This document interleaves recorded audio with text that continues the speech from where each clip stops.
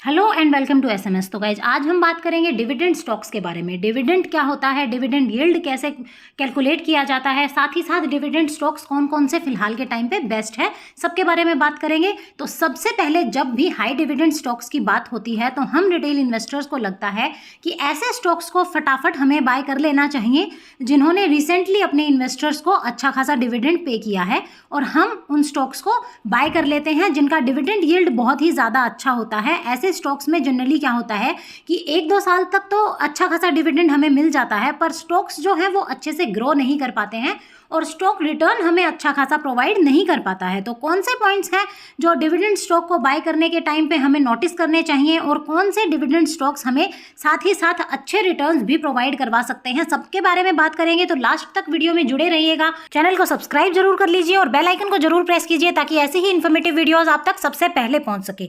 तो सबसे पहले हम बात करेंगे कि डिविडेंड यील्ड होता क्या है, कैसे कैलकुलेट किया जाता है। तो डिविडेंड यील्ड का एक सिंपल सा फॉर्मूला है। डिविडेंड यील्ड होता है annual dividend per share divided by current share price. Dividend yield जो है वो डेली बेसिस पे चेंज होता रहता है। दैट मीन्स कि अगर 10% डिविडेंड यील्ड है या उससे ज्यादा है तो हमें लगता है कि बहुत अच्छा डिविडेंड प्रोवाइड करवा रही है कंपनी। पर होता क्या है कि डिविडेंड तो अच्छा है, बट हमें ये भी ध्यान में रखना होता है कि डिविडेंड हिस्ट्री क्या रही है स्टॉक की।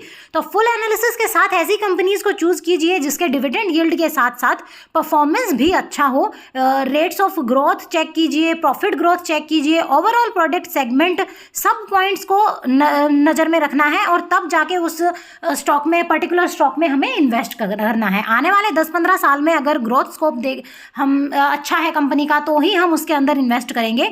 कोई ऐसी कंपनी चूज ना करें जिसकी प्रोडक्ट की डिमांड आने वाले टाइम में खत्म हो जाए या फिर कम हो जाए। अगर इन डेटाज को अगर हम ध्यान में रखेंगे, इन बातों को अगर हम ध्यान में रखेंगे तो आप भी इन्वेस्टमेंट अच्छे से कर पाएंगे और नो डाउट आप भी प्रॉफिटेबल इन्वेस्टर बन सकते हैं। अब अगर हम बात करते हैं कि डिविडेंड क्या होता है तो कुछ इस तरह से हम उसे समझ सकते हैं कि कोई कंपनी है, कंपनी का नाम है ए, जिसने प्रॉफिट जनरेट किया है 100 रुपए का, और नंबर ऑफ इन्वेस्टर्स जिसके हैं उसके 1000 के आसपास के हैं, तो कंपनी 100 रुपए में से 1000 लोगों को डिवाइड करके देगी। बट अगर सारा प्रॉफिट डिवाइड कर दिया तो अपने प्रॉफिट को रीयूज नहीं कर पाएगी अपनी ओवरऑल ग्रोथ में। तो कंपनी क्या करती है कि 100 रुपए में से कुछ 20 या 30 रुपए के आसपास अपने इन्वेस्टर्स को प्रोवाइड करवाती है, और यहाँ पे डिविडेंड फॉर्मूला अप्लाई होता है और डिविडेंड यील्ड कैलकुलेट किया जाता है कंपनी। तो ऐसे ही कुछ स्टॉक्स के बारे में आज हम बात करने वाले हैं, जिनमें से सबसे पहला है HCL टेक। डिविडेंड की अगर हम बात करें तो डिविडेंड यील्ड इसका 4.15% का है। डिविडेंड हिस्ट्री की अगर बात करें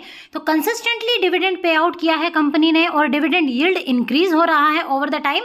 तो ऐसे में जिस कंपनी के फंडामेंटल्स अच्छे हों, बिजनेस डोमेन जिसका अच्छा है, आने वाले 15 से 20 साल में जो सस्टेन कर सकती है कंपनी, ऐसे स्टॉक में इन्वेस्ट करना चाहिए हमें, ताकि हमें रिटर्न्स भी अच्छे खासे साथ साथ डिविडेंड के साथ साथ मिल सकते हैं। तो डिविडेंड यील्ड अगर हम डिविडेंड यील्ड के अकॉर्डिंग अगर हम देखते हैं तो अगर 100 रुपए पे इनके इन्वेस्टमेंट में हमें 40 रुपए के आसपास का डिविडेंड प्रोवाइड करवाती है कंपनी। अगर हम 1 लाख रुपए इन्वेस्ट करेंगे तो जाके हमें 4000 रुपए का डिविडेंड प्रोवाइड करेगी, और अगर 1 करोड़ रुपए इन्वेस्ट करेंगे तब जाकर हमें कहीं एवरी ईयर 4 लाख रुपए के आसपास मिलेंगे। तो 1 करोड़ के इन्वेस्टमेंट पे 20 से 25 साल में जाके आपको इन्वेस्टमेंट अमाउंट पर आपके डिविडेंड की फॉर्म में रिटर्न्स आपके वापस मिलेंगे। तो अब रिटेल इन्वेस्टर्स को सोचना है कि सोचते हैं कि बल्क में हम इन्वेस्ट कर दें और लाखों रुपए हमें बल्क में मिल जाएंगे और हम करोड़पति बन जाएंगे। बट डिविडेंड स्टॉक्स में अगर आपको अच्छा डिविडेंड पाना है तो अच्छा इन्वेस्टमेंट भी उसके अंदर हमें करना होगा। जैसे कि हमने देखा कि लगभग 1 करोड़ रुपए इन्वेस्ट करने पे हमें सिर्फ 4 लाख रुपए के आसपास डिविडेंड पर ईयर मिल रहा है। HCL टेक्नोलॉजीज की अगर हम बात करें तो हर 2 से 3 साल में आपको बोनस शेयर भी मिलते हैं, नंबर ऑफ शेयर्स डबल भी हो सकते हैं, कंपाउंड रिटर्न्स भी आपको मिलने के ज़्यादा चांसेस होते हैं।